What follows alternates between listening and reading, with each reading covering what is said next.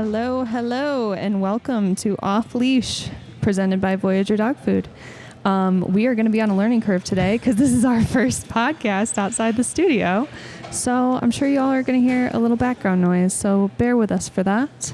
I have my good friend Jason sitting across from me. Say hi. How you doing, Molly? Hi.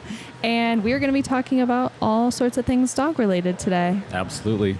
Whether it be hunting dogs, how you got your dog. Coincidentally, your dog's name is also Molly.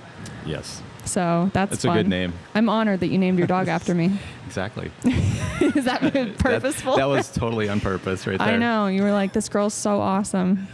10 years ago. What's the perfect name for my dog? Molly. Exactly. I know this amazing Molly. And so that's why I'm going to name her that. I love that. I love that I was the inspiration. And 10 years ago before we knew each other. Right, exactly.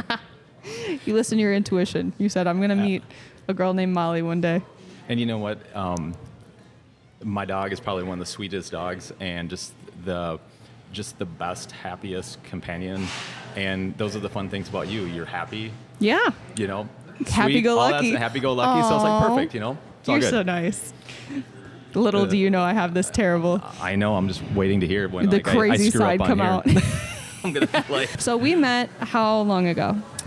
Wow, I think maybe about 4 years ago. At Game. Well, we met before Game Fair. That was before Game. So maybe 5 years ago because I've had Molly on Voyager Dog Food for 6 years now, 5.5 years, and stuff like that.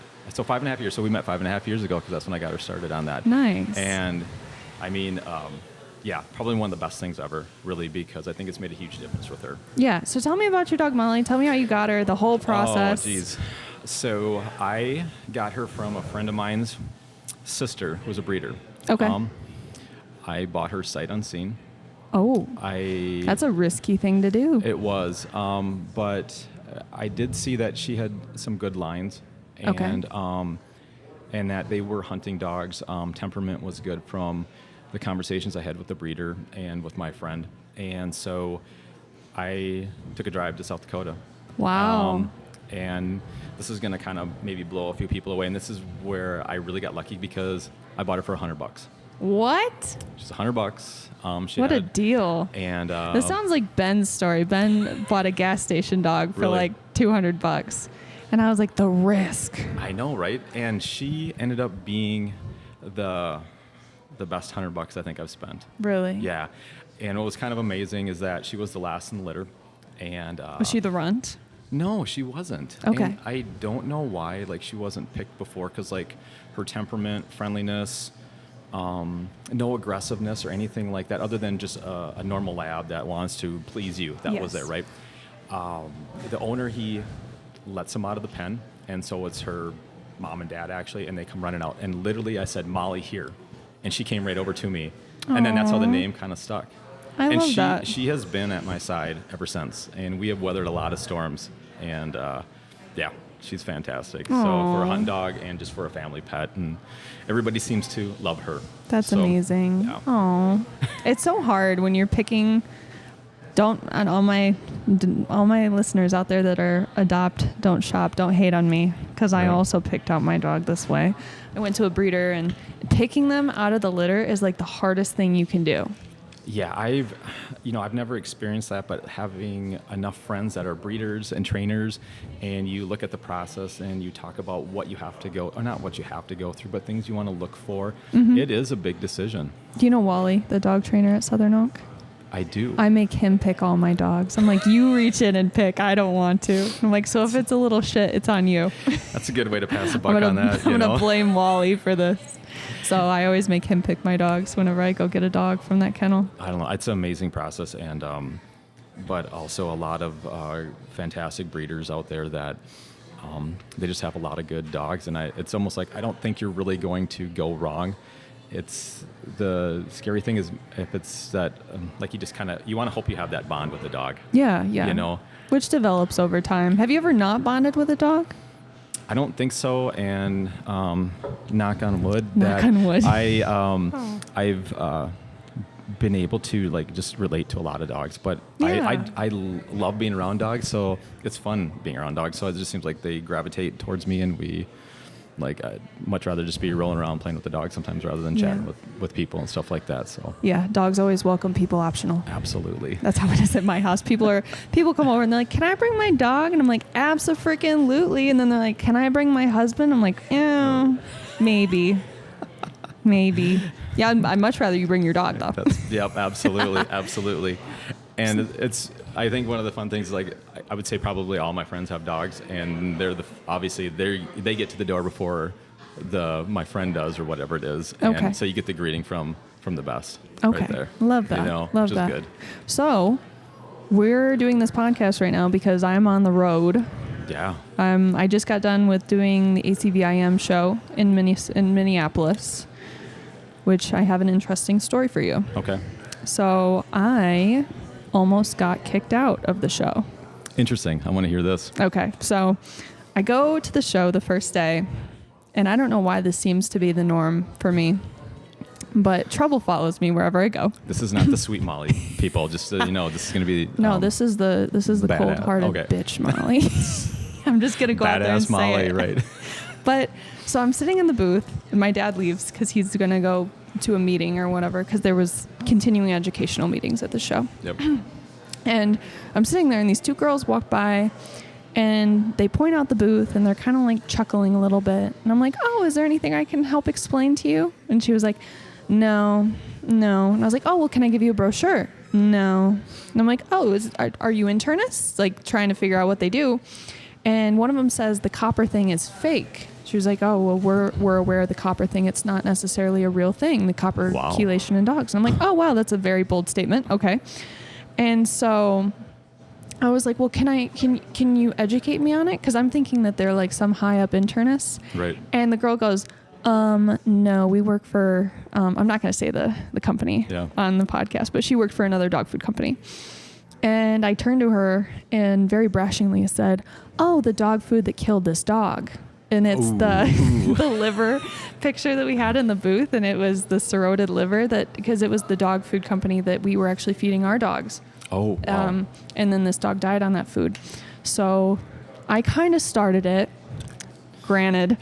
And then she did a good job at provoking it, you know? Yeah, so you have to stand up a little bit. And she was like, and they muttered like some harsh comment when they walked off. I'm not going to repeat it, but not 10 minutes later, the show director comes up to me and says, "We heard that you were bullying our platinum sponsors." Wow. And I was like, "Me bullying? Okay." Well, there was more that went on in the conversation. Right. They were trying to fight against the copper thing, and then they were trying to tell me breeds that were predisposed to the disease, and they mentioned beagles, which are not true. Mm-hmm. But long story short, the girl comes up and yells at me, and she says, "If I hear another word from your mouth about the copper thing and bullying my sponsors, you're out of the show." So Interesting. I almost got kicked out. And then she kept walking by me and giving me the death glare. So and I was that like, "Hi." wasn't a lot of Minnesota nice there. No, there was not. I was like, "Bitch, this is the Midwest. I thought you were supposed to be nice." Exactly. That's what I would say to that. No, there was no Minnesota nice. This girl was out for blood. You know, and sometimes when that gets provoked, I think that's, you know, we stand up for what we believe in, and you believe in your product, and it is a great product. And so to me, hats off to you for like, "Hey, I'm not taking this bullshit." I know. You know what? I was sassy. So sometimes you got to be sassy when it comes to that. But, you know, that's one of the things about your dog food is that it has brought to light this copper issue that has really kind of been swept underneath the rug a little bit. Yeah. And I'll be honest with you, you know, having been an owner who's been using it for so long, I think it makes a huge difference. You know, we just got back from the vet from her checkup, and so probably didn't mention Molly's 11, and clear panel across the board for all of her functions, all of her blood work, everything like that. I love to hear that. And then, of course, being a lab, she doesn't have any of the little bumps or anything like that. Energy levels still pretty high for even being 11. And I really attribute that to the food. And the other thing was that I noticed even less with her allergies. Like, skin is good, low allergies. So there's a lot of positives about that. Yeah. And I'm happy that you guys developed that and you're standing up for that, because I think it's important for people to learn and educate themselves on what copper can do, and then all the other benefits that come from Voyager. Exactly. I'm glad that you've seen the good results from it, because that means a lot. And I've seen the videos that you post of your dog online, Molly. I would never guess that dog was as old as she was. That's what a lot of people say, so I'm really happy that She's got like a tiny little patch of gray yes. underneath her chin, and she looks like every bit of a 6-year-old dog. She's pretty spry. Yes. You know, and she has not. I mean, she's had some other physical stuff come up, and she's healed well, and I'm grateful that she's been able to do as well as she has been, and we've had a lot of great adventures when it comes to that. Yes. You know? So tell me what you do for work, because I know that you're kind of in the same healthcare type field. So I'm an occupational therapist. A lot of people say that I treat probably more like a physical therapist. Okay. And with my background, I actually started in chiropractic. And way back in the day, it was a chiropractic tech. And I love my chiropractor. So if anybody does not believe in chiropractors, we will not get along. That's funny. Exactly. They're a great resource and can help a lot. They're with magicians. health. They can be. They are. So I used to have migraines until I started visiting a chiropractor very regularly. And now I'd say he's cut the migraines in half. Just having everything loosened up, being stronger, having good mobility through the neck, and it's all going to make a big difference. Oh, for sure. You know. For sure. So when I was with them, basically, and this is where I kind of think that a lot of maybe my PT brain developed, was that I did all the physical modalities. I did stretching, manual work, so hands-on patients, talking with patients that allowed me to hone a lot of skills of just listening and help trying to figure out that. And then I would share that with the doctor, and then they would go in and do whatever they needed to do at that point for adjustments. So awesome. I then obviously wasn't going to do that for the rest of my life, so then I decided to maybe go into PT school, but at that time, because I'm pretty old, you needed to have like a 4.0 since kindergarten. And really? Anybody that knows me knows that I probably did not have a 4.0 from kindergarten. So Who does? Right. And I ended up going to OT school, and one of the things about it was that I knew I was going to come back into the same setting, and I would be able to treat like an OT, but yet still treat like a PT on that physical aspect. So kind of having both brains going. And I came back to as an OT and worked for that doctor for another 7 years. So I spent about 13 years there, and now I'm back into now we're in a chronic pain clinic, but we primarily would serve spine patients at that point, and I've been there for 18 years now. Wow. So a lot of years of treating patients, but grateful for all of it, and really just feeling blessed to be able to help people. The crazy thing is that, so like I shared before, is that my dog has had a couple of knee replacements, we would say, so TPL surgeries. One she's had for 10 years, it's held up well, and we just had another one at year 10 for her. And what's interesting is then my those therapy are expensive, right? They are. The first one I had done at the U, and I'll just say her name, Dr. Kramick. She was fantastic. And that knee has held up through so much. And what's really ironic was that when I moved, I went to the local vet, and my vet there, that was her mentor. Really? So like we have a great relationship.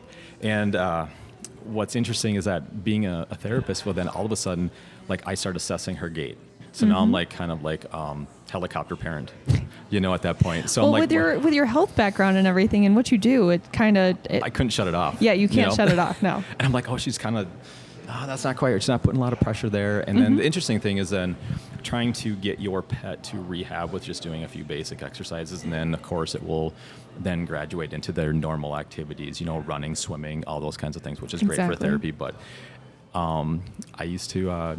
Kind of split my day up so I could actually go home, do range of motion with her, and I think we got her functioning really good because we still got to continue a lot of adventures, and we're still hunting to this day. That's amazing. I love that. And before you were doing the occupation that you are now, you were in music. Oh, yeah, that was a long time ago. Tell me about this. I want to know. Share with the followers. Oh my gosh. Well, I had a lot of fun starting a band in high school, which is like we all do. What's the name of the band? That was Lockout. Lockout? Yeah. Oh my gosh, my dad was in a band. So his was an all veterinary band. Nice. His name was the Crypt Orchids and the Unhung. That's awesome. And for all of you that don't, that's pretty metal right there. You know what a crypt orchid is, I'm sure, being in the medical field. Yeah. For all of you that don't know, it's a testicle that has only one testicle dropped, not the other, right? Yeah. And so the unhung was the girl in the band, which was hilarious. Hey, that's pretty good. That's a lot of irony. I know. So tell me about your band. Well, yeah, we just did local, graduation parties and stuff like that. So we had a lot of fun. And after that, we split up. And I was fortunate enough to start actually kind of, I would say, we would call it roadie, but we had a lot of fun being in the cities. And so being at a lot of the major clubs with the bigger bands. And so when you're like 18, now I'm in all the clubs and hanging out and doing that. And that gave us a lot of background to how bigger shows are done. Right. And then as time went on, I just kind of started helping out with bands. But I met one of my closest friends, and who was a sound engineer. And so I was doing lights, monitors. And what was great is then every time we would go work for a band, we would get them to let us go on stage and play. Okay. So the fun part about it was, like, we got to go on stage, play music, be a rock star, Okay. step off the stage, but not have any band drama. Oh. Yeah. So we just, like, at the end of the night, we got our money and we wrapped up everything and we put our stuff away and went. There's always band drama. So it's like being in a 5-way or 4-way marriage. So if any of you out there that are listening and are married, you know how hard it is with one person, throw 4 or 5 people into it. That was basically Fleetwood Mac. Yep, exactly. The whole band was married to each other at one point. I know, that was crazy. So I love Fleetwood Mac. Yeah, it was a good time with that, and then I transferred into working for my friend's record store. And what was great is that this was like a dream for him to own this store. His grandpa financed it. He ended up getting it into 3 different locations, and it's an independent store. Wow. I ended up doing a lot of work and, like, repping for him up in the metro area. So then I got to meet a lot of other executives. So then that meant meeting a lot of famous people and stuff like that. Who are some of the famous people that you've met? Oh, geez, let's see. Well, it's for a lot of the 80s people, 80s, 90s fans, when it comes to that. So, I mean, the guys from Motley Crue, Nikki Sixx, awesome. Tommy Lee, Def Leppard, Slash, Duff, from Guns N' Roses, Matt Sorum from Guns N' Roses, the guys in Warrant, Quiet Riot. And you played with them? No, we just partied. We just partied. That's with awesome. them, so which is good, So yeah, I don't know what it takes to play with those people. Yeah, I don't know either. I don't have that talent. Otherwise, I wouldn't be here right now, and I probably wouldn't. I wouldn't be an occupational therapist. No, so. you'd be a rock star. That's right. It's funny because I will have patients. They'll be like, "Well, how did you get into being a therapist?" And I'm like, "Well, I failed at being a rock star." And right there, cue the laugh, right? And then, I mean, it was just a lot of fun, and I just kept wishing and trying and just not very good. But, it has a lot of good stories. And ironically, it also led me to just meeting people. And that's really what life's about, right? Meeting people, it's who you know, and that's how we started It's not Ventures. what you know, it's who you know. That's exactly it. And then that brought me into doing work in the hunting industry more, which is always something I've done in the past. So. Which is how I'm lucky to know you. Yeah, that's exactly. See, it's always who you know, and it's that Yes. path. Yes. So it's about meeting people, being open, and just having conversations with just the person next to you, and you'd be surprised on what you strike up. Yeah. And I mean, all of a sudden you're like, oh yeah, I know that person. Yeah, I know that person too. Yes. And next thing you know, it's like, oh, I like to do that. I like to do that. Yes. How do you approach it? Whatever. Yes, and I love that we share a lot of similar viewpoints on just life and dogs. Absolutely. And we were going down a whole rabbit hole of spirituality Oh earlier. my gosh, like we can go through all that stuff too. Yeah, I think a lot of it is like we talked about was like just learning to be self-aware. Yes. And then being open, and then just being kind. Well, we were talking earlier about like energy and how you can feel other people's energy. Yeah, absolutely. Tell me what you think about this. I know this is kind of off topic for the podcast. I feel like I can feel my dog's energy. Oh, absolutely. Especially when we're hunting together. And there have been times where, like, she'll never tell me. Obviously, dogs, the good thing about dogs is that they're tough. The bad thing about dogs is that they're tough. Exactly. Because they will wait till the very last minute to tell you, oh shit, something's really wrong. Right. And there have been times where we're hunting where I can just feel her energy. I know that she's like ready for the next retrieve, but Yep. I'm just like, I feel like she really needs a break, or I feel like she's really struggling right now. Right. And I've hunted with people before where they're like, no, she's fine, just keep pushing her. And then that one other retrieve caused her to have hypothermia. Yeah. Or is it hypothermia? Which one? Hypothermia. Hypothermia. Yeah. Where they get too cold. Yeah. And she, during one hunt, I kept thinking and feeling, I was like, oh my gosh, I feel like she's pushing herself. I feel like she's getting too cold. I feel like she's Right. not going to have the energy Right. to do this. And then the next retrieve, she collapsed in the water. And I was like, oh my gosh, I should have listened to that Right. intuition. Exactly. I should have felt that energy. And I really I listen to that now. And I think that's important. because the dog's never going to tell you, oh, I've had enough. I can't do this anymore. Especially the hunting dogs with a lot of drive. They're going to Yeah. keep going until You know, they run themselves to death, literally. that drive to please us is amazing, and for us to pick up on that. But that's one of the wonderful. I think the great things when you have a hunting dog, you develop that bond, like you talked about, and then you start paying attention to that energy, and you kind of know what your dog's going to do, and it's like having like the best teammate. Like I know what my dog's going to do, even in a bad situation. So you start seeing it, and you're like, okay, I need to like kind of rectify this, because you can feel what's going on with them at that point. Yeah. You know. And I know that everyone out there is like, oh, I have this crazy connection to my dog. I have this crazy attachment to my dog. But I feel like hunting with a dog, it's a whole nother level of like trust and Oh my gosh, yeah. dependability. Absolutely. And you're just relying on each other. Like the dog's relying on you Right. to give the proper cues and to make sure to assess the situation and be like, is this too dangerous to have this dog go get this Yep. bird? And that dog's trusting you to put them in that vulnerable situation where they could get hurt. Yeah. And yeah, I've got a pretty good story about that with my friend's lab.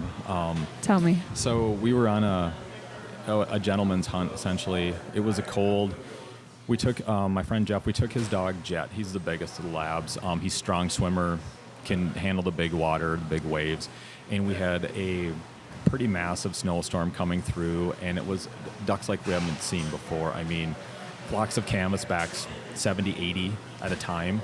And again, being a gentleman's hunt, we were just waiting for the right, a beautiful drake to come in, and we'd take our time shooting, alternating that, and that went on through the day. He also had a swan tag, and so he's like, I think I'm going to take the swan. And so we ended up taking the swan, and when he sent Jet on the retrieve, all of a sudden, that swan that we thought was down now popped up, but because of the waves being so high, the wind being high at that point, started swimming out. Well, at that point, Jet couldn't hear the whistle, so we had to get the boat going. And guess what decides not to start? Is the boat. The boat. And and now no. we got to get out there, and this dog is not going to stop. That's like the worst situation because swans are mean. They can be. They will hurt a dog. But it was enough to stay ahead of Jet, so Jet couldn't catch it. So Jet's not going to stop. He can't hear the whistle. So like I start just paddling, and I'm like paddling with everything I've got to get going. And I'm like, just keep working on the motor, We got to get out there. We finally get the motor started, and by this time they are like halfway out into this lake, and it is just brutally cold. And I've been with some pretty cold situations with dogs, and I remember we got up to Jet, and Jet looks at us and looks at Jeff and is like, boss, you got to get me out of here. And like we grabbed him and threw him in the boat, and we ended up get the swan. But it was one of those scary situations. But again, that dog was not going to stop. No. It was going to retrieve that bird At for all his costs. owner at all costs, you know. And so thankfully, Jet's still around, and he's still out there. He's getting old. I think he's 13 now, but I've had some great Aw. hunts with him too. That's amazing. And I love hunting over other people's dogs too because you see that bond. Oh, it's great. It's like absolutely on great. a whole nother level. It's different when it's you and your dog and you're kind of going through the motions with them. But like watching someone else run a dog and seeing how well that dog responds, you can always pick out the people that are like, oh, this dog is very like in tune with its owner. Absolutely. Versus like, oh, this dog, they must have just bought this dog from somebody because they haven't found The bond that. isn't there. Yeah. Well, they haven't found the cadence for each other. That's true. Yeah. Because I feel like sometimes, even if you do buy a finished dog, that you still have to develop that cadence. You still have Absolutely. to. I hate it when people buy a finished dog and then they're like, well, why isn't it doing what I want it to right away? I'm like, well, you have to work and develop and trust and. Well, the thing about a started dog is like they've already done the work, so now you get to have the fun with them. All you're doing is running through the commands, and the dog's like, just, yeah, I want to go do this. Yeah, I'll listen to you the whole time. And then that's how you kind of build that cadence, and you build that bond. And I'm like, if you are going to go the route of getting a started dog, like, you get to just get it's like getting the toy and the batteries at the same time, you know, and you're like, let's go. Yep, you know? exactly. I was, as we were talking, I just started thinking of another thing about trusting the dogs with Molly.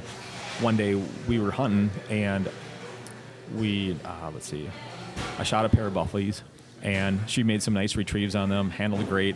So I was taking pictures of her, and she's back in her blind, and I've got my head down in the blind going through the camera like we do, like, how's this shot, how's that shot. I mean, it wasn't like a super busy day or a busy day on the lake anyway, a lot of birds around, and all of a sudden I hear her, she does a light whimper, and she stomped her foot, and I looked at her, and she's looking like right where the decoy hole should be, and without any hesitation, I put my camera down, I grabbed the gun, clicked the safety off. I knew that she knew what was there, and sure enough, big Drake Mallard jumps right out, smoked the bird, send her on that retrieve. And it was, what hit me so greatly was that there was, like I said, I knew exactly what was there, and I did not question her one bit. No, like that's I came funny. up, safety off, and sure enough, the bird was right where we're supposed to be. That's amazing.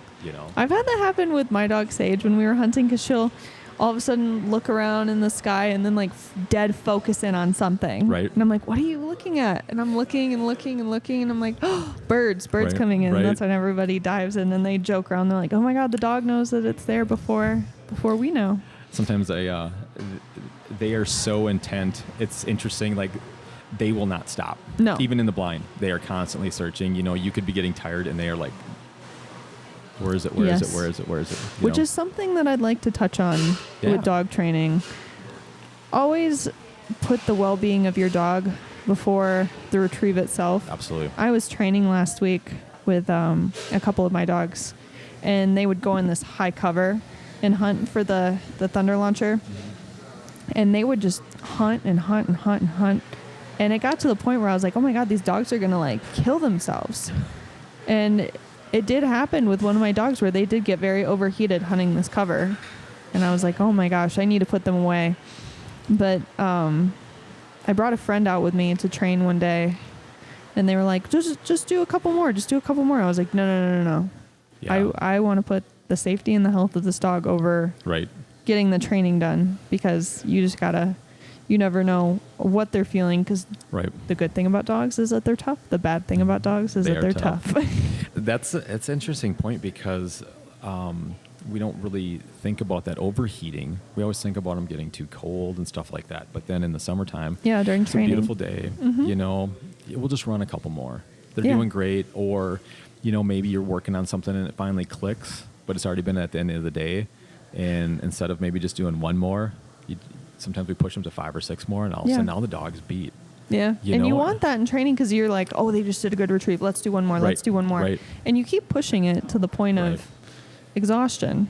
So anybody out there doing any summer training, just make sure that you're always, even if it's just a hike with your dog, just always check in. I know that dog's super excited to go on that hike, but just keep them safe. Keep them safe. Keep them hydrated. Absolutely. Yeah. What's your favorite trick for checking your dog to see how hydrated they are? I've got a little trick that I try, but I want to hear what you got. Well, I always try to make sure that every like if we're hiking or if we're working, I try not to work them if it's over 85 degrees out. Yeah. I mean, on really, really hot days, since I have black labs especially, the sun's really hard on them. It's super hard, and it's funny you say that, because like I'll let Molly run in the yard, and she's like running, and then I'm like, she looks like she's gonna tip over, and I'm like, that's because you're a black dog. You got to go inside, kid. And I get the look, and goes inside. They want to come back out, but yeah, it's amazing on how the coat color can play a difference too. I don't know if you found this to be true. What I used to do is kind of like grab them by the scruff. And if you pinch it and then it doesn't go back to normal. Yeah. Yep. I've also heard of the gums, checking the gums. That one I haven't. I usually just do the scruff. Or no, that's for hypothermia. Hypothermia, yeah. But for the scruff, I just do that one. And so that's always, there's a lot of times I'll be like, yeah, we're done. Sorry. I know you don't seem too tired, but I'm like, we're done. Yeah. So. Yeah. The other thing is, if you're about to go work your dog a lot of people try to load them up with water beforehand. Not always the right move. Yeah. Just because if they're going to be super active, that could mean, I don't know, just having all that water in your dog's system right before you go and do a bunch of energy. It's kind of the same thing as don't drink a lot and then go swimming. Exactly. I think there's like a correlation. I mean, they're a living system, kind of like we are. So like you wouldn't drink a bunch of water and then go for a run or go for a swim, right? Mm-hmm. So why would you give your dog a bunch of water? Because if like you put it, most of them would be like, I'm going to drink it. Yes. And then all of a sudden now you're running into different issues when it comes to that. So, Exactly. Always put the well-being of your dog first. absolutely. Dogs are tough, but dogs are tough. Good and bad. So we'll go back to, I think, I want to go back to the energy. Yeah. I think that the best thing, or one of the cool things about dogs, I shouldn't say best thing, I guess how you say that about the best thing about dogs. I mean, we could go on that list, but is that they also read us. They do. And, My God, they do. and I think like what I find interesting is that any hunting friends or, even just industry professionals that have dogs and have good relationships with dogs, you see like any dog gravitate towards them because they become that dog people. And then you see people who maybe are not really the nicest dog people, and you'll see all the dogs just kind of like not want to have a lot to do with them. And I think it's that whole energy thing, and people are well aware of it, but it's pretty amazing. I have ended dates where like people, this is going to sound bad, where I go on a date with somebody and then I'll come back and they meet my dog, and if my dogs don't like them, done. I'm like, if my dogs can tell who's a good person and who's not. Absolutely. And I always trust them. Yeah. I'll trust a dog all the time. Oh yeah. They Dogs keep us don't out of lie. a lot of trouble. They do. They do. And I think that dogs have the special ability to read energy better than we can. Absolutely. I don't know why. Do you have any theories of why? I think it's just because really in a dog's heart, they're Pure. just pure and happy. I mean, when you think about it, do you ever look and see an unhappy dog? And maybe if they're sick, Yeah. but if that dog is around their person, their family, like that heart, you can see that heart beating because they love being around them. And I think just being that open allows them to just be more sensitive to all that energy. Mm-hmm. Oh yeah. Have you heard of the theory that dogs take on a lot of quality traits from their owners? Yeah, I've heard that. Oh my gosh. Now I just started self-reflecting really quick. Like, what does Molly do that's either good or bad for me? I don't know. So yeah, it's funny because when we went down to Texas for our photo shoot, the amount of people that we met, and I picked up on some type of trait or quality about them that their dog also reflected, was hilarious to me. Really? Yeah, one girl that I met down there, she was like, I'm very anxious, and her dog was pretty anxious as well, and could pick up on her being anxious. So every time that she felt anxious, the dog would like kind of lean on her. It was interesting. now that you say that, there was a time in my life where I was anxious with just a lot of things that were going on. And I remember Molly picking up on that. And I would say lately, over the last couple of years, things have really been more in check and just being calm. And she's been even more calm. Yeah. And more happy. So, they definitely pick up on that too. And so I'm happy that I'm in a good place and happy. So she is too, because like I said, they'll give us everything, I completely agree. Yep. That's interesting. My dog's a bitch. I wonder where she gets it. So her dogs holds grudges. She's fighting at home right now because somebody wanted to take her food away, and she's like, "No, give it back to me." At that point, My dog holds grudges like no other. It's so funny. I've seen some videos of your dogs, and like they don't take no shit. No, they don't. My dog Sage will get so mad if I go hunting without her. Like if I walk out of the door with a gun or camouflage, she will do something bad. I don't know what it is. By the time I get home, she has, she's ripped up sheets before. Wow. She's ripped up pillows. She's scratched up my couch. But like, she's totally fine if I leave with no gun or no camouflage. But as soon as I leave with anything hunting related, she's like, I know what you're going to do. Now I'm getting some good insight to Molly right now. I know. She's spilling it all right now, folks. I know, spilling my guts. All the secrets are coming out now. So. I know. It's like me. If someone goes and does something fun without me, I'm like, I will ruin something in your house. I'm going to go tear up your sheet right now. I don't take that. And then I think it's funny because I get home and she knows she did something bad, and she'll just sit there and like, I know I did this. I don't care. She will, and she won't even look at me for like hours. I'm like, I can't even be mad because I get it. It's funny. Like, Molly would be the same way with a lot of times. And then what's fun is in spring turkey, right? So I'm like, yeah, that's a bird. sorry you didn't go with, and no, you're not going to retrieve that one, you know? And I kind of get a little bit of this attitude, and I'm like, anything else, I'm going to bring you, you know? But this one, we're going to call it a pass on this one. So we just did a podcast not too long ago where I was talking about, because I very, very casually train dogs on the side. Yeah. Just casually. It was never meant to be a thing. It just kind of turned into a thing. But anyway, I had people, or I'll help people pick out puppies if they want to get a puppy, or I'll steer them in the direction of where to go, or if they want to do a rescue, or if they want to buy a hunting dog, which kennel to go through. And I always have people that are like, should I get a male or a female?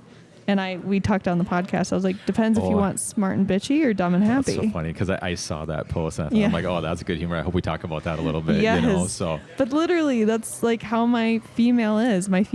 All my females that I've owned are smart and bitchy. They are way too smart for their own good. The males are all unbothered and happy and blissful about anything. I think a lot of us can relate to that as guys at that point. Yeah. What's funny is my dog isn't bitchy. Really? No, she's like super chill unless is she sweet?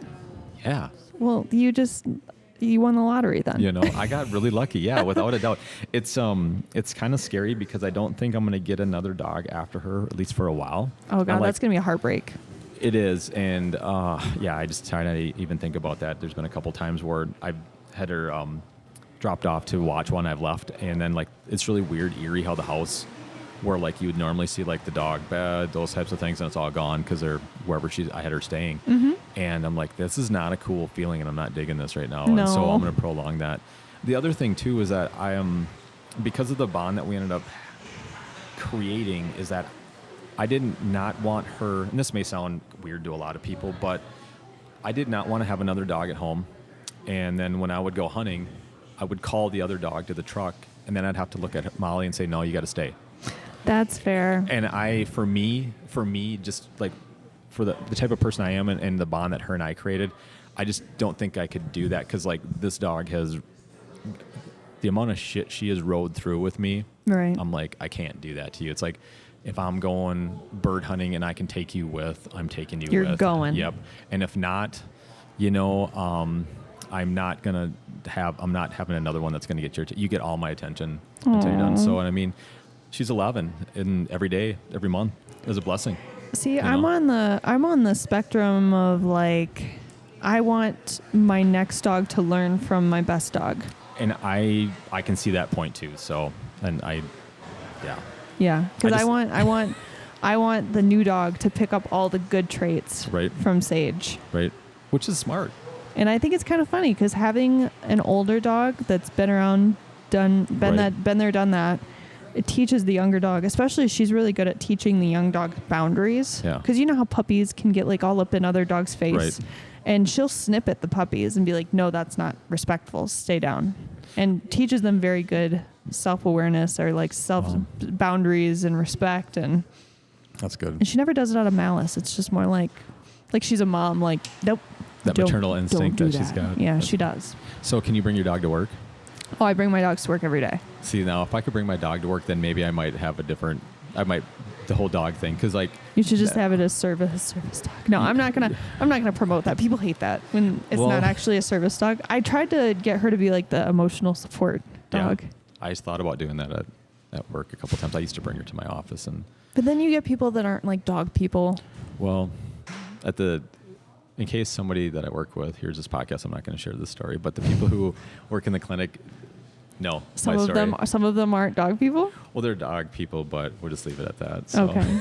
That's fair. That's fair. But let's just put it this way. My dog is well loved. Yes. That's what I'm gonna say. So I love that. That's a good thing.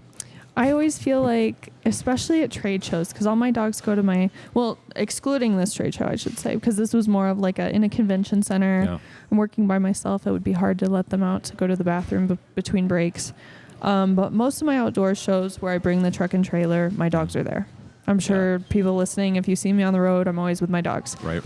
But some people come up and I don't know why the dogs are wagging their tail and they're like, are they okay to pet? And I love that they ask. Absolutely. I love that people ask. Absolutely. I've never had a situation where people were like just in the dog's face, but they said all the time, they're like, it does not matter how nice the dog looks. I've seen dogs that have bitten people. I'm like, Yeah. really? Yeah. And Yeah. I think that that's like a more, I don't know. I'm very much like, I see a dog, I'm like, I'm that person. Can I pet your dog? Right. But I mean, I'm with you. Like, it's like, I will ask the same thing. Can I pet your dog? Or whatever. Yeah. And I've never seen my dog growl or be mean to another dog or a person, but I never know when that may change. I know. I'm always kind of nervous about that too. I'm like, what if like I am myself keep her close, and I'd say Yeah. like, if she's standing next to me, but she, I would imagine she would give me some signal, or I would pick up if it wasn't right. Right. And she's like a lot of labs, like, oh, I just want love, just I somebody come and know. love me. But at the same time, I'm like, you just never know. So it's always good to ask when it comes to that, unless it's your hunting buddy's dog. I mean, even when I would roll over to Jefferson, North Dakota, and I think he's got 6 dogs. And like, I know that they're all good. Even the first time that I rolled in there, I'm like, I know they're all good dogs, and pet them and do that kind of thing. I know. I love my dogs. I take my dogs everywhere. I just bought a bike, a motorcycle. How are you going to fit the dog on the bike? I'm trying to figure that out right now. You need a trailer for that thing. You should have bought a trike. A trike. You should have bought the Well, trike. my friend from Texas, he has a motorcycle. He has numerous motorcycles, but he has a side cart that he puts his dogs in. Yeah, there you go. And he's gone like to Colorado and I think Virginia with his dog in his side cart, which is incredible. So how big is your side cart going to be? Because you've got more than one dog. I know. I have 2 dogs. I really want to get a wiener dog. I feel like that would be like the trifecta, is like the 2 Labradors and then the wiener. So who's going to get to go on the trip? That's if you're only going to have one sidecar. I'm going to fit them all in the side cart. All right, folks, stay tuned because this is going to be good. So if you are not following Voyager Dog Food on Instagram, make sure you are now, because pretty soon you're going to see a motorcycle with a sidecar and 3 dogs. So 2 labs and 1 wiener dog, at that point. I just want to do it so bad because this guy just inspired me.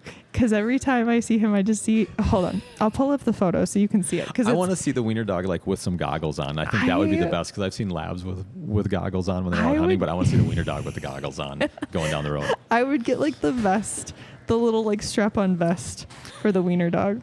I love wiener dogs. I don't know why. Okay, here's my friend. Oh yeah, that's exactly what you need. Yes, and I want to see the wiener dog with those goggles on. They wouldn't fit in the sidecar. I'd put the wiener dog like baby style strapped to my chest. What about backpack, and you can just have them looking over your shoulder and I where like you guys to go? see them. I don't know why. I feel like I'd be scared on the back of like, oh my God, the dog's gonna jump out. Well, But this is my long dream. Okay. So I had a motorcycle in college, and I would ride it to class every day. And then I got rid of it because I ended up cracking a rib on it, or fracturing a rib. Okay. And with ribs, you can't really do anything. Nope. You just let it heal. Yep. Let it heal. So Don't laugh. Don't do anything. don't do anything. Don't yeah. breathe. Don't move.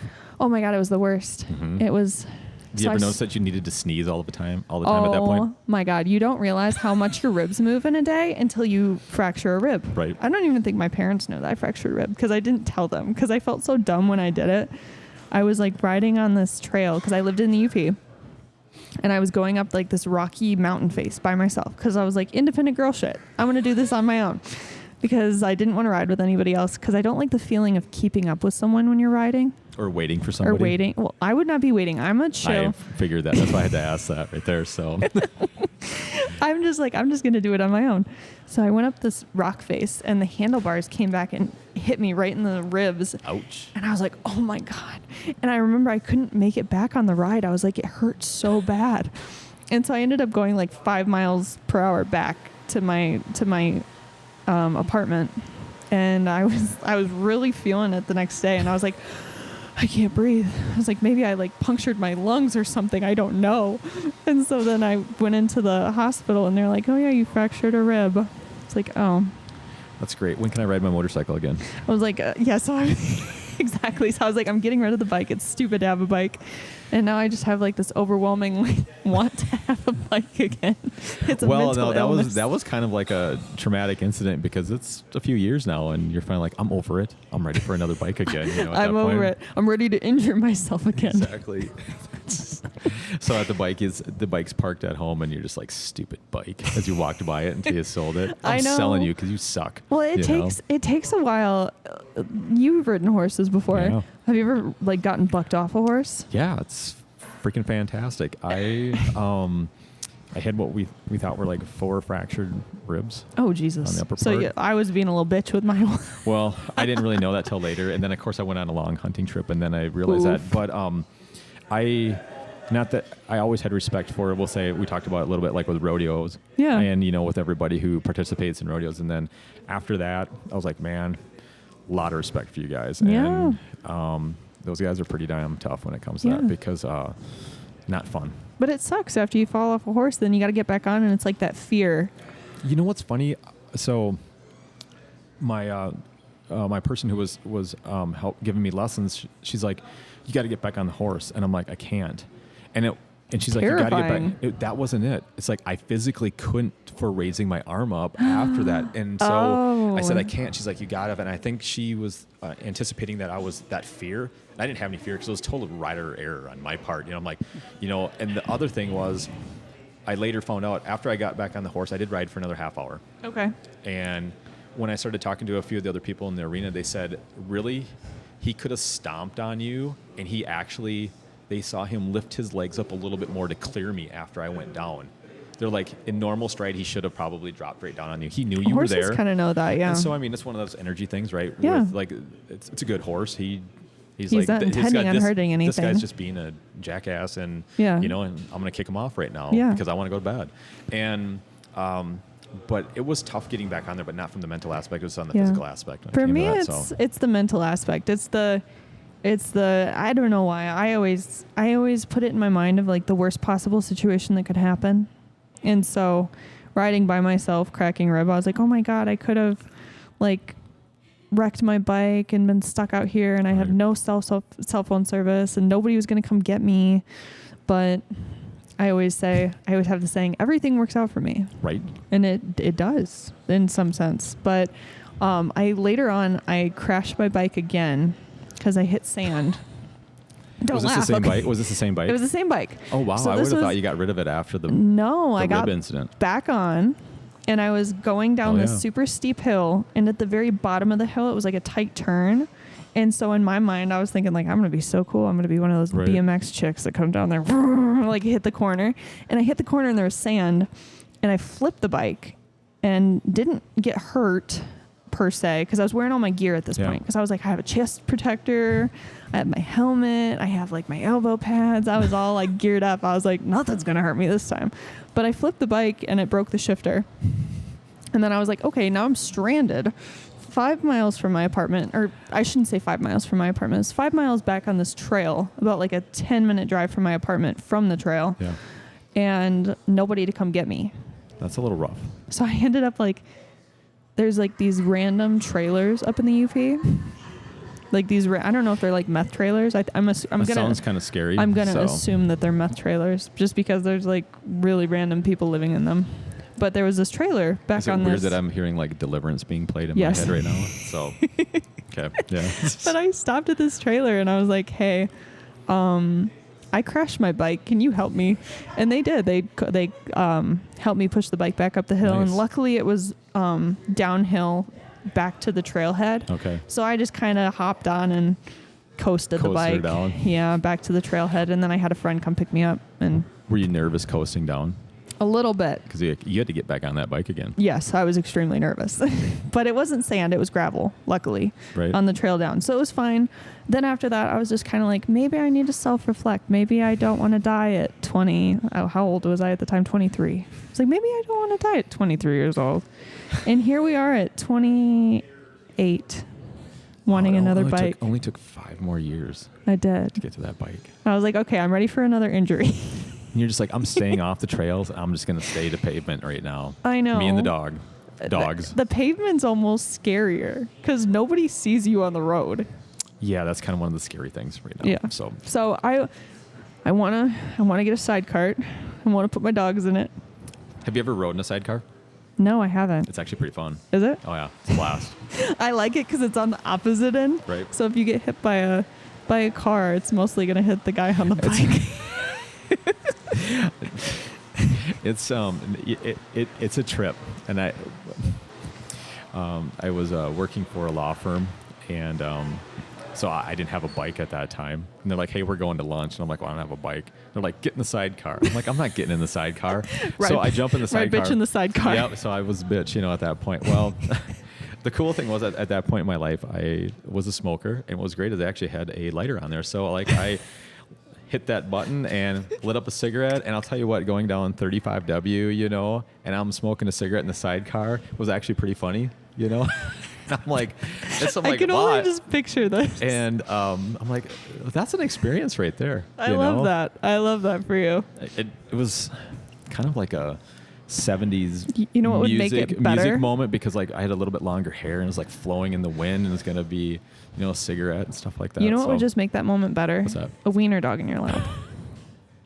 Yep, wiener dog in my left hand, and I got my cigarette in my right. What is more American than that? America. Right. Fuck yeah, America. We're actually interviewing someone next week. His name's Dave, and he don't question me on this because I'm not a sports fan. Dave, you can yell at me later. He tried out for whatever team Michael Vick was on. So the Eagles, or I think he went to the Falcons. Possibly. Falcons. That's it. The Falcons. He tried out for the Falcons. Big Dave is this huge dude, like 6'6", used to play college level football. So he wouldn't fit in the sidecar. No, he would not fit in the sidecar. Okay. But he owns wiener dogs. Nice. And it's just so funny seeing this like huge football dude and his little wiener dogs. You know what? Some of those big guys got tender hearts. They do. And he always uses the term, "You want to see my wiener?" I'm like, yeah. I'll see your wiener dogs. I hope he has it printed up on T-shirts. I wish he did too, because it's just so fun. It's just such an odd sight seeing this big dude with his little wiener dog. I bet by the time you guys meet and end the podcast, I'm like, he's gonna have a T-shirt on. It's gonna say, "You want to see my wiener?" I'll print him out one before. Well, and then it dog should say in little letters. It should say, "Do you want to see my wieners?" Because I think he's got like 2 or 3. Wow, that would be. Yeah, I'd like to see people's faces when they read that. Yeah. Put dog like in You little wanna see letters. my Like you got to get up to him really close to see dog underneath the wieners. That's part of why I want to. I mean, that's part of the goal of having wiener dog, just to being able to say, "You want to see my wiener." That's to me is like street cred. You have a dog? Yeah, you want to see my wiener? Dog. It's all about the pause at that point. At that point. Before you end up on the sex offenders list. Right. Yeah, stay away from that Molly girl. Oh my gosh, I'm wild. I know. I love my labs. I don't know. I can't jump from the lab train yet because I've owned rescues. Yeah. I've owned. What else have I owned? We have a puggle in my mom's house. Interesting. Pug beagle.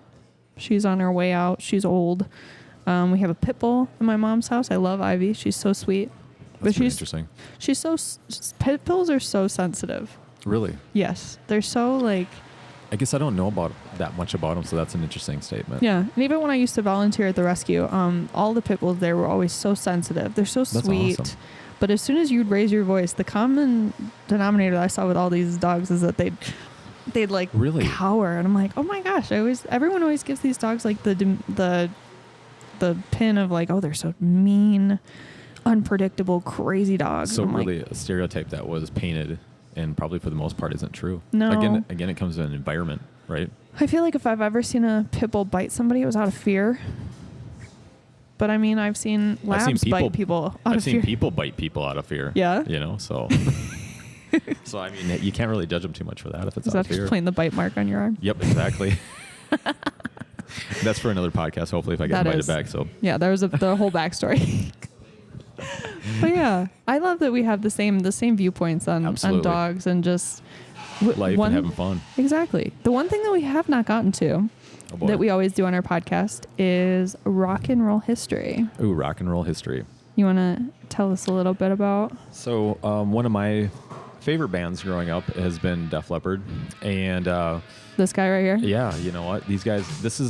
This song and this album set the standard for 80s going forward. I think a lot of musicians would talk about how once they heard this, they're like, we need to record like this. This is how we need to write. This is how we need to do it. The interesting thing about it was that it was one of the most painstaking recordings that they ever did. Why? They literally recorded each guitar note singly and then mixed the chord together on a lot of different parts of that. How would they play it live?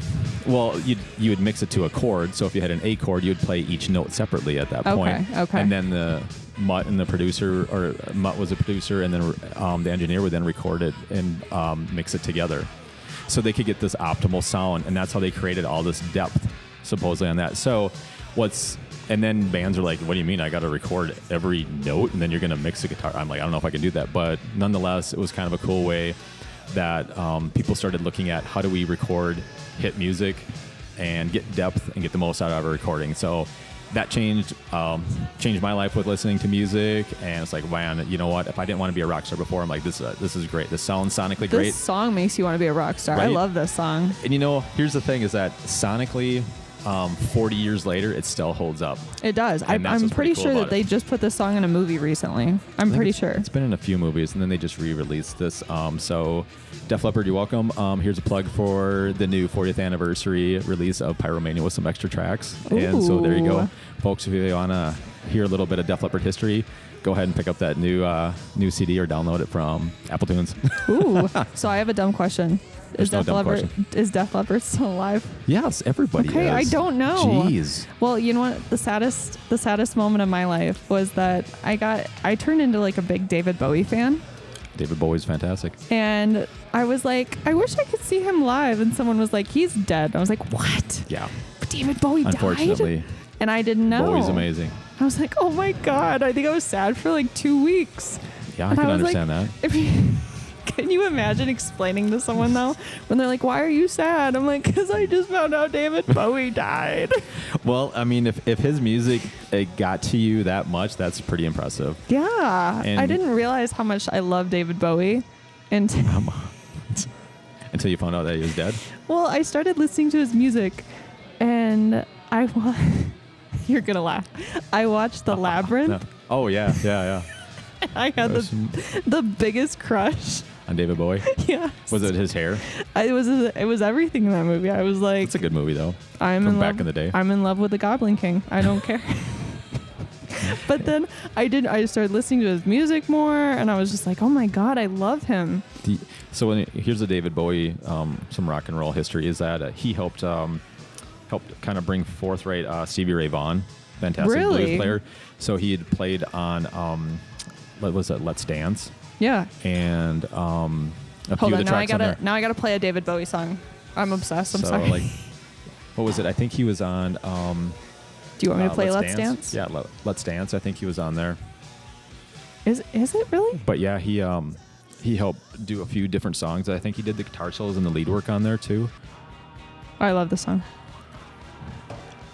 Yeah. Is it the remastered version or the? I think they're all the same. Let's Dance. Yep.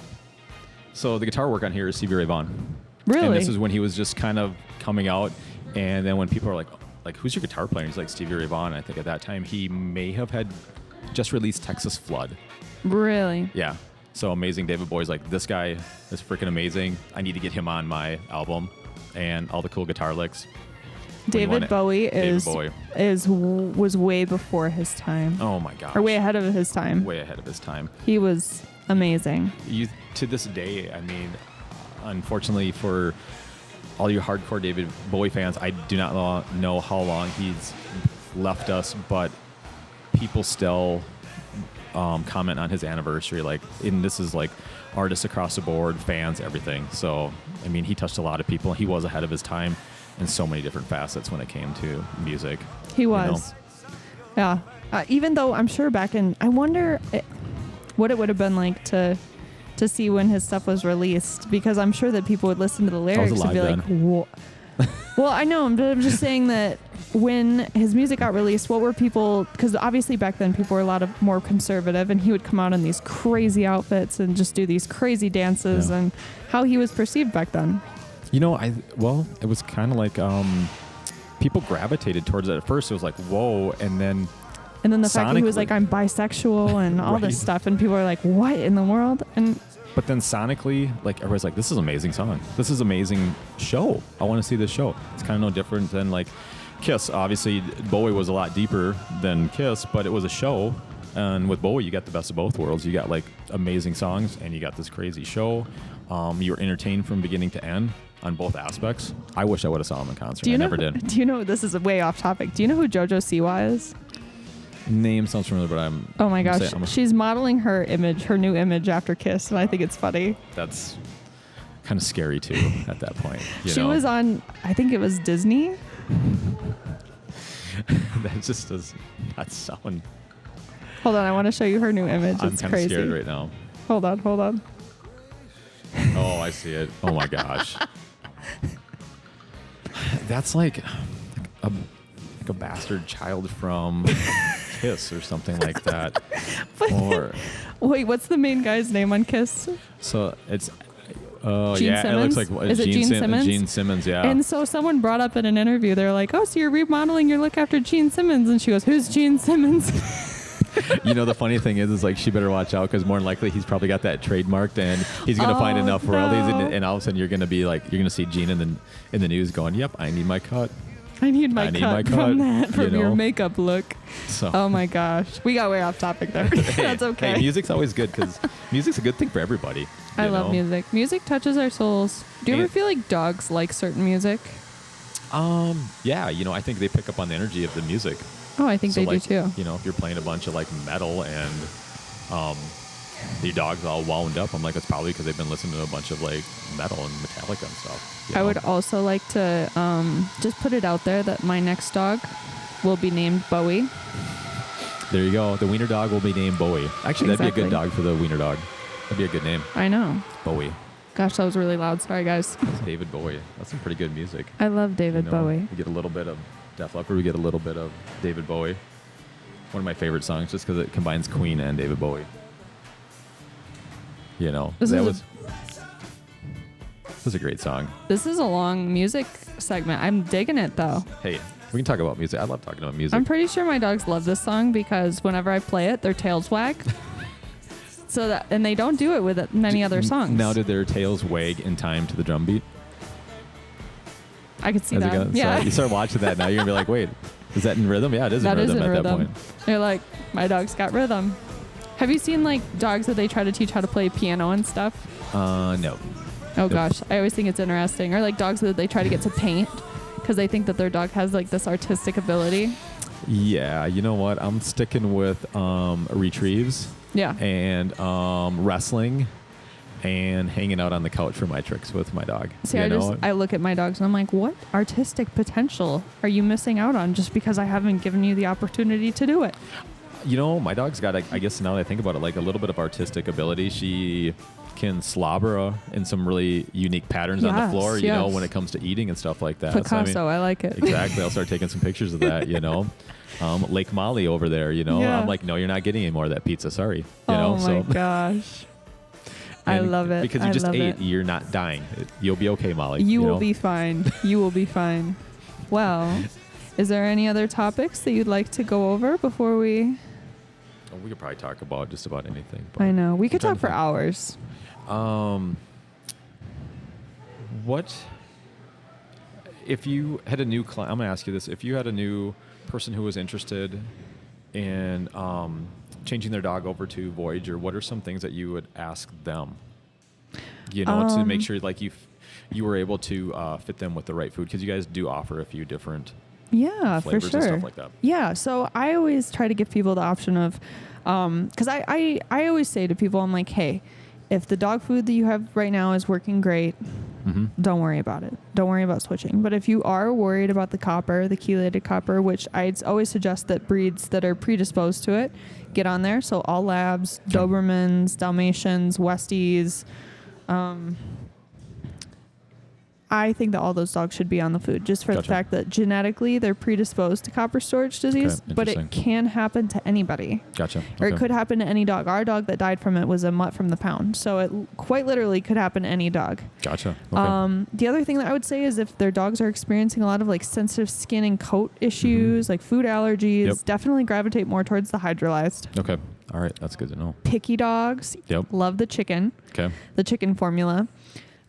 We have a lot of dogs that are on the performance diet that have a hard time keeping weight, or just straight up working dogs, hunting dogs, police dogs.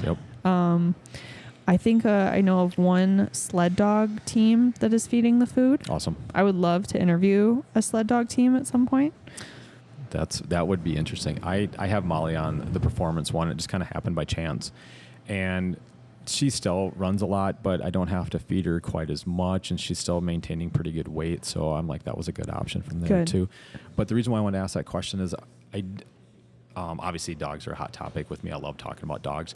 When I'm at work, a lot of times working with patients, you just kind of get some small talk going. And so naturally, health of dogs, all of that comes up. And of course, I'm like, you should feed your dog this. And so I appreciate that answer because that helps me inform them a little bit more and have a little bit more, I can answer those questions and all of that. So I love that. I appreciate you always being an advocate for the brand. Seriously, it means a lot for us, especially since we're a small business and we're working our way up. Obviously, we're getting somewhere because our business keeps growing month over month, year after year. You know what? Good products will always grow when it comes to that. And I mean, for me, I can just say it's proof in the pudding. Yeah. Because like literally, it's not like I've had her on for 6 months or I've had her on this dog food for a year. I'm like, it's year after year after year. And you've been with us since the beginning. The scoop. Mm-hmm. Since we were the scoop. Yep. So, I mean, I've seen all the bag changes, all that kind of stuff, Yeah. Before we had our super cool bag. That bag is really badass. I love how you're in Minnesota big. Bags. That big. I got to give you shit about it. Man, Minnesota bag. Minnesota big. Does it come off with badass? Yeah. Badass. So, yeah. Oh, I heard someone say, I am guilty of saying this. I have caught it from living in the UP. Someone said the other day, out and about. Yeah, we're kind of like that. We're out and about around here. We're out and about Minnesota today. Oh my gosh. I love it. I used to say it all the time, but it was like from secondhand. You know how if you're around something enough, you just start picking up on it? Yep. The girl that I lived with up in college, partially lived with, she was very, very Youper. And she would say, I was just going to throw the Youper out there. Out and about. I'm like, out and about. So I would say it back to her in like a joking manner. Yeah. And then I caught myself one day out and about. And I was like, oh my God, it's stuck. And I said it so without even thinking about it. So when you're out at, when anybody's out there at the trade show and you're out and about, stop by and see Molly and out and about. Come see me. Say like happy that you're here and out and about with us. Yes. In the Midwest. In the Midwest. Midwest nice. Minus the convention center. Yes. I would like to, I'm going to look directly into the camera. I would like to publicly apologize to whoever I bullied at that show. I feel very remorseful for my actions. I tried to say it without a smile. I bought that one, didn't you guys? So I feel like I was pretty convincing there. Yep. And the award for most convincing actor goes to Molly. Congratulations. Thank you. And thank you for joining us Absolutely. today. Thanks for asking me. Thanks for everyone listening, for bearing with us for our first on the road. As we're out and about. Out and about trade show. Or not trade show, podcast. I can barely talk today. My brain is fried after that show. And we will have to catch up with you at Game Fair this year. Sounds good. Will I see you there? Absolutely. Okay. R&T booth. R&T booth. Yep. Stop by and see you. Will you have Molly? No. I will not have Molly there. So you should. The last time I did, long story short, is that was great when I was with Momarsh because we needed demo dogs. Oh yeah. So it was great having the dogs there, your dogs, right? Yeah, and so that was a lot of fun. Oh, that's But awesome. Other than that, I just kind of leave her at home because it gets pretty hectic. Yeah, I can understand that. Yep. All right. Well, I will have to interview you again at Game Fair. Good. Thank you very much for having me. I'll get some outro music going. Do you know who sings this? Nope, I don't. What? 5 points if you do. If you get it. Yeah. I just know it. Here comes. No, it's not. Here Comes the Sun. Go. I don't. His dad shot him, I think. I don't know. Marvin Gaye. It is Marvin Gaye? Wow. Yeah. I know. Not familiar with that one. Well, Great song. You learn something new. See, exactly. You always got to be open, folks. Exactly. Well, thank you guys for joining us again today for a new episode of Off Leash, presented by Voyager Dog Food. We are here to tell you what you need to hear, not what you want to hear, and we always prevent the preventable and treat the treatable, and we will catch you on the next time.